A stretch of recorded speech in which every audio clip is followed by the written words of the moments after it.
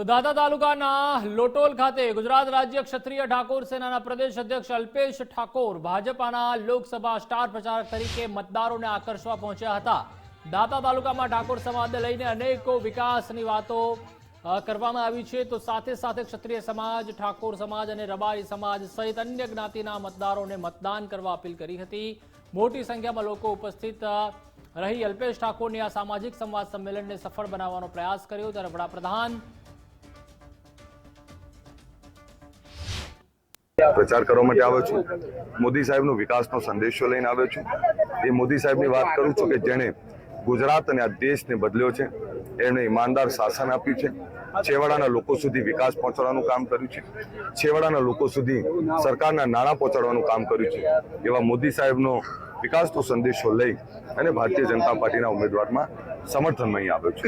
નેતા જેણે આ દેશમાં ભ્રષ્ટાચાર વિહીન ઈમાનદાર શાસન આપ્યું હોય, આ એની ચૂંટણી છે। એક સક્ષમ રાષ્ટ્ર અખંડ ભારત જેને બનાવ્યું, એ સરદાર સાહેબના સપનાને પૂરું કર્યું, 370ની કલમ દૂર કરી આ મોદી સાહેબની ચૂંટણી છે। એટલે નિશ્ચિંત રહો, 400 પારનો જે સંકલ્પ છે, પણ એક રિપોર્ટ એવું કહે છે 422થી વધારે સીટો એ એનડીએની આવવાની છે।